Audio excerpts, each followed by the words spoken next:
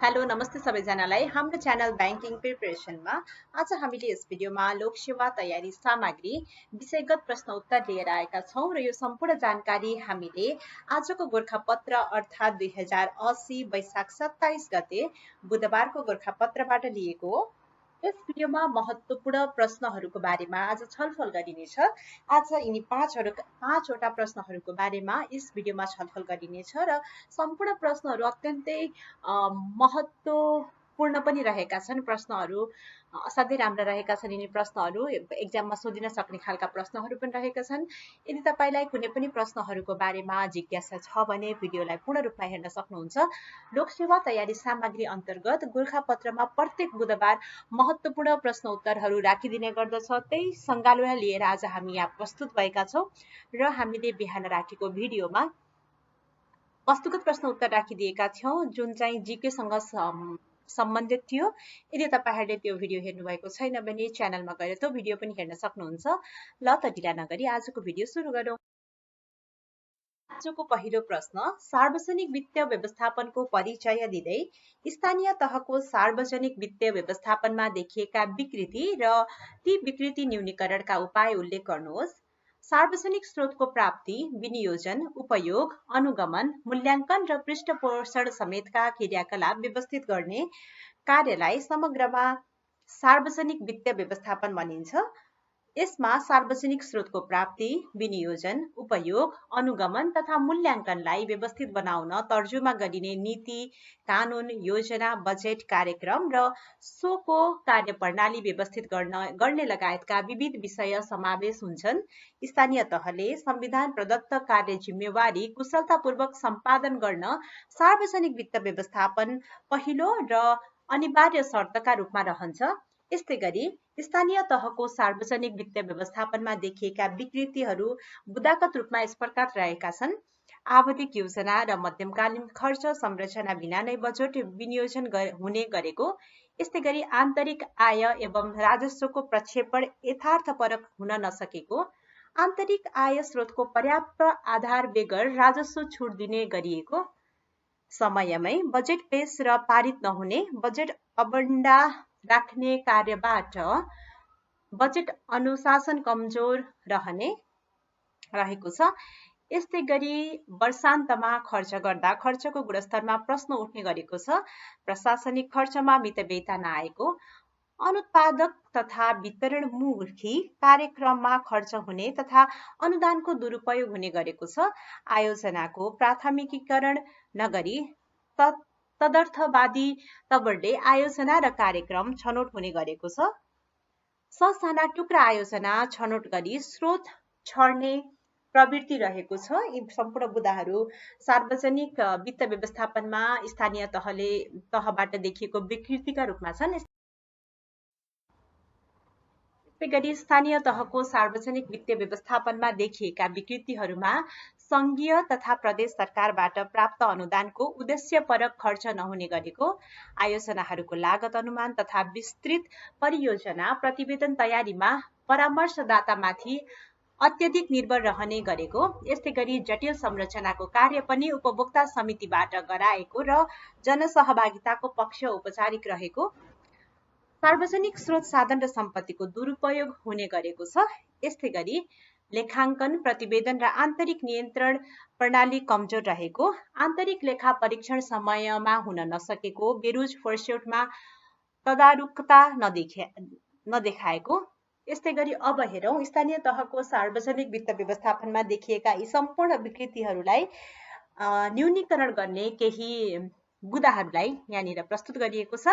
आवधिक योजना र मध्यमकालीन खर्च संरचना निर्माण गरी स्रोत विनियोजनमा दक्षता हासिल गर्ने, आयोजना प्राथमिकीकरणलाई संस्थागत गरी अनावश्यक स्रोत छर्ने प्रवृत्तिलाई निरुत्साहित गर्ने, स्थानीय तहमा बजेट अनुशासन कायम गर्न कार्य सम्पादन मूल्याङ्कनमा आधारित अनुदान पद्धतिलाई परिमार्जन गर्दै लैजाने, साधारण खर्च कम गरी विकास खर्च वृद्धि गर्न, अनावश्यक संरचना र दरबन्दीहरू कटौती गर्दै जाने, अनुदानलाई नतिजामा आधारित बनाउने नीति लागू गर्ने, समयबद्ध कार्यतालिका निर्माण गरी बजेट कार्यान्वयनको नियमित अनुगमन गर्ने, यस्तै गरी सार्वजनिक वित्तीय व्यवस्थापनमा देखिएका विकृतिहरूलाई न्यूनीकरण गर्ने उपायहरूमा अन्य उपायहरू यस प्रकार रहेका छन्।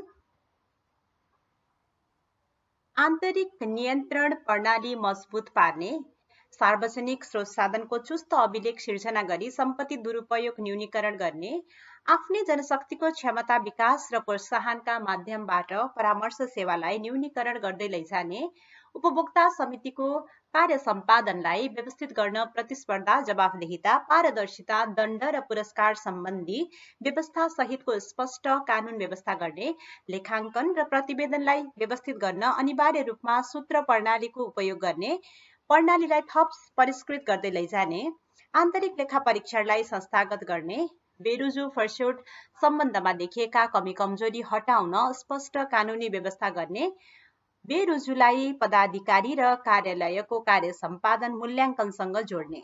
अतः सेवा प्रवाह र स्थानीय विकास व्यवस्थापन लगायत कार्यका लागि स्थानीय सार्वजनिक वित्तीय व्यवस्थापन अनिवार्य रहेको छ। यसका लागि कार्यकारी, व्यवस्थापकीय र निगरानी निकाय सबैको भूमिका उत्तिकै महत्त्वपूर्ण रहन्छ। यस्तै गरी प्रश्न नम्बर 2, नेपालको औद्योगिक विकासमा देखिएका समस्याहरू पहिचान गरी सोको निराकरणका उपायहरू उल्लेख गर्नुहोस्। पुँजी, सिप, उद्यमशीलता, उपकरण र प्रविधिको संयोजन गरी वस्तु तथा सेवाको उत्पादन गर्ने आर्थिक क्षेत्र नै उद्योग हो। यो आधुनिक अर्थतन्त्रको मेरुदण्ड हो। औद्योगिक विकासले गति लिन नसक्दा नेपालको कुल ग्राहस्थ उत्पादनमा उत्पादनमूलक उद्योगको योगदान न्यून रहेको छ। यस्तै गरी मुलुकको औद्योगिक विकासमा देखिएका समस्याहरू यस प्रकार रहेका छन्।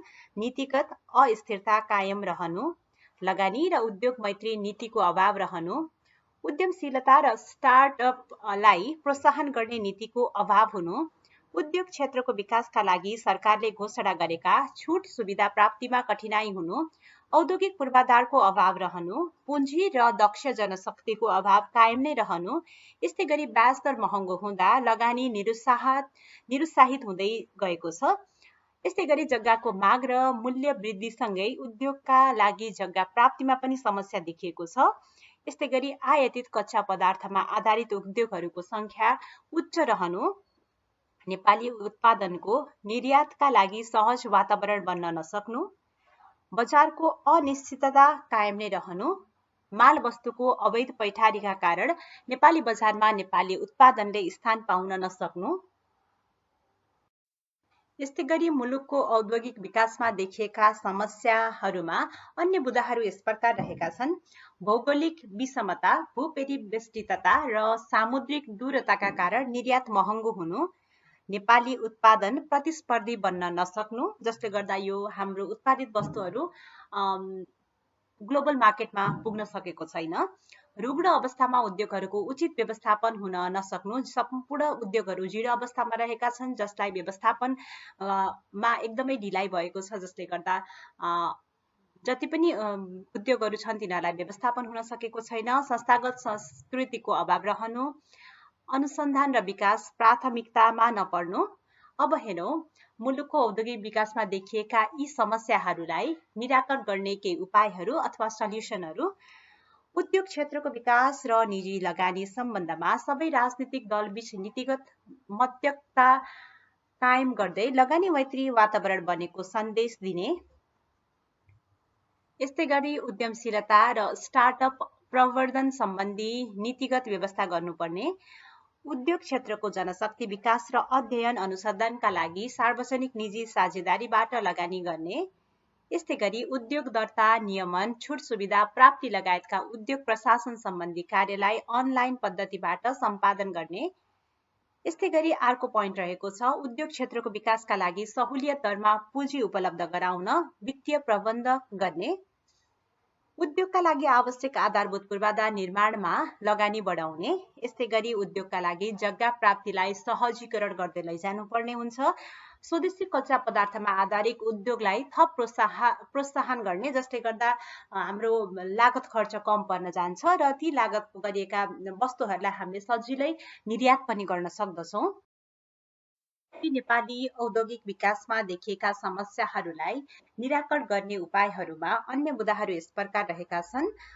रुग्ण उद्योग व्यवस्थापनको कार्य प्राथमिकता साथ सम्पन्न गर्ने, निर्यात प्रवर्धनका लागि सहज वातावरण तयार गर्ने, आर्थिक कूटनीति मार्फत तेस्रो मुलुक वस्तु निर्यातलाई सहज बनाउने, नेपाली वस्तुलाई प्रतिस्पर्धी बनाउन थप प्रोत्साहन सुविधा उपलब्ध गराउने, खुला सिमानाका कारण हुने अवैध निकासी पैठरीलाई कडा नियमन गर्नुपर्ने, नेपाली उत्पादनको नेपालीबाट उपभोग गर्ने नीतिलाई सबैबाट कार्यान्वयन गर्ने र गराउने, उद्यमशील संस्कृतिलाई मलजल गर्ने, यस्तै गरी उद्योगहरूको संस्थागत संस्कृतिलाई प्रोत्साहन गर्नुपर्ने। अतः उल्लेखित समस्याको समाधान गरेर मुलुकको औद्योगिक विकास मार्फत नागरिकको जीवनस्तरलाई माथि उठाउन सकिन्छ।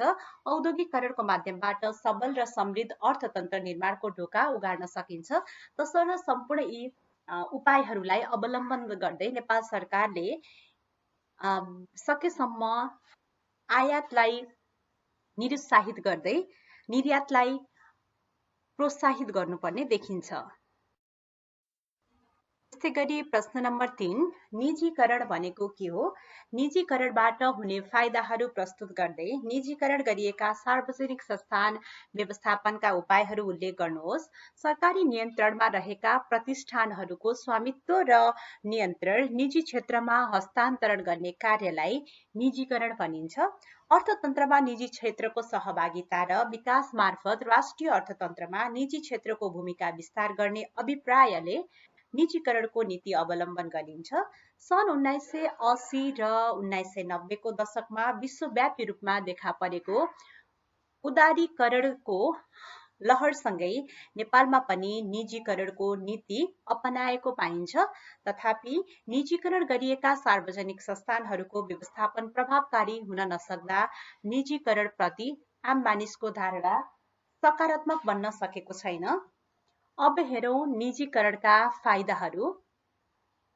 अर्थतन्त्रमा निजी क्षेत्रको भूमिका विस्तार भई अर्थतन्त्र प्रतिस्पर्धी हुने देखिन्छ।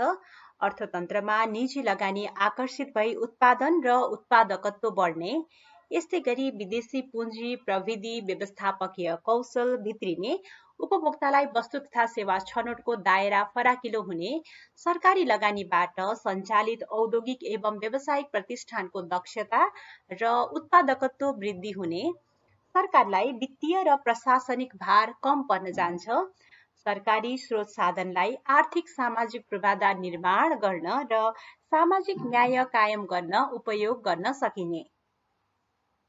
यी सम्पूर्ण बुदाहरूलाई हामीले निजीकरणबाट हुने फाइदाहरूका रूपमा हेर्यौं। यस्तै गरी अब हेरौं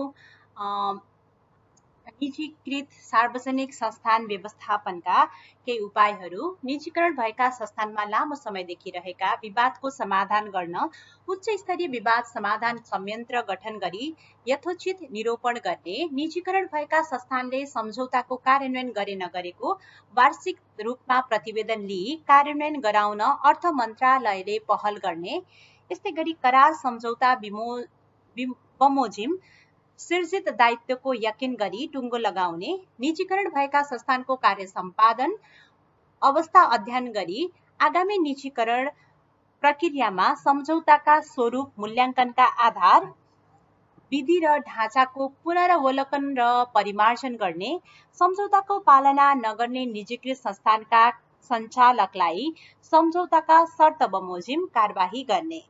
अतः निजीकृत सार्वजनिक संस्थानबाट उच्च स्तरको कार्य सम्पादन हासिल गरेर निजीकरण प्रतिको आम बुझाइलाई सकारात्मक बनाउन सकिन्छ। यसका लागि निजीकृत संस्थानको प्रभावकारी व्यवस्थापन अनिवार्य रहन्छ। यस्तै गरी प्रश्न नम्बर 4, कार्यालय प्रमुखको प्रमुख जिम्मेवारी उल्लेख गर्नुहोस्। कार्यालयको घोषित उद्देश्य, नीति तथा कार्यक्रम कार्यान्वयन गर्न कार्यालय स्रोत साधनलाई कुशलतापूर्वक परिचालन गर्ने नेतृत्वदायी भूमिकामा रहने व्यक्ति नै कार्यालय प्रमुख हो।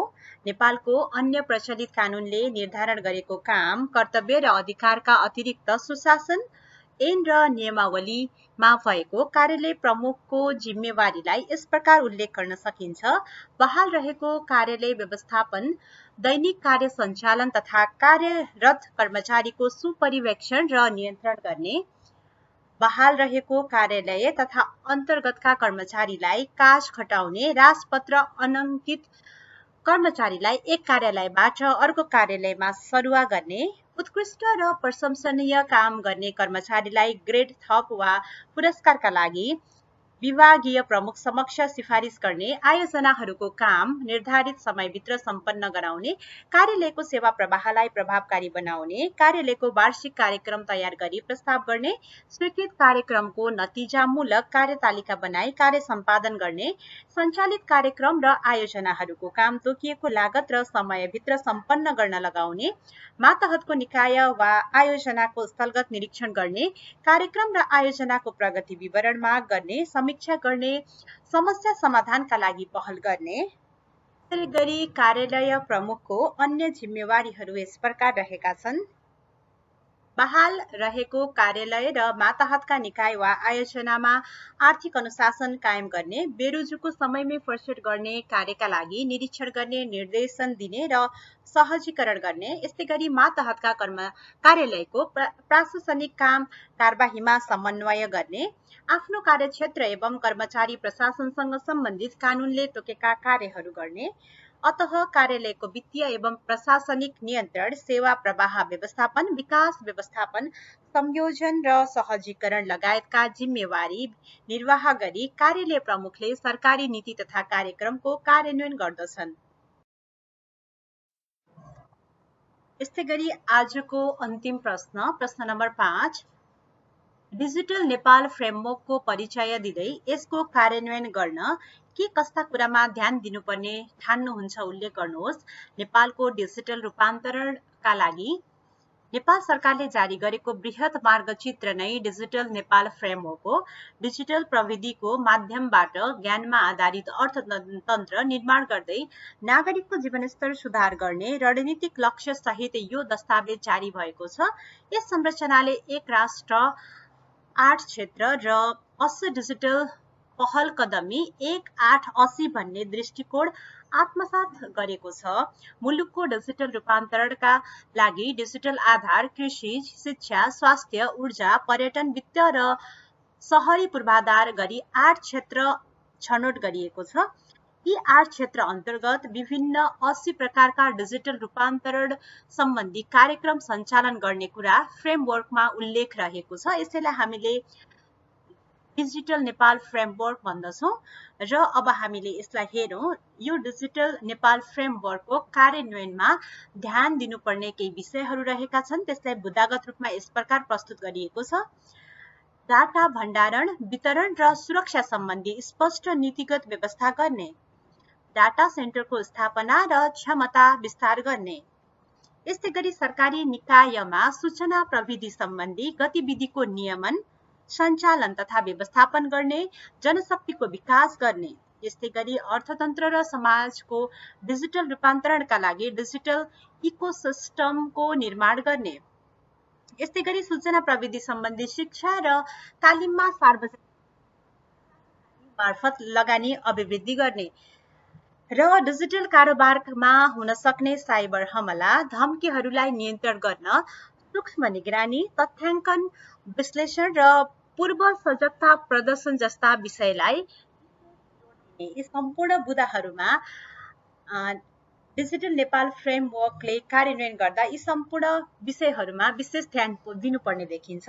हवस् त आजको भिडियोमा यति नै। यस्तै महत्त्वपूर्ण जानकारीको लागि च्यानलसँग जोडिनुहोला। च्यानलमा पहिलो पटक हुनुहुन्छ भने च्यानललाई सब्स्क्राइब पनि गर्न सक्नुहुन्छ। यदि तपाईलाई यो भन्दा अन्य भिडियोहरूको पनि आवश्यक छ भने च्यानलमा गएर भिजिट गर्नुहोला। हवस् त, धन्यवाद।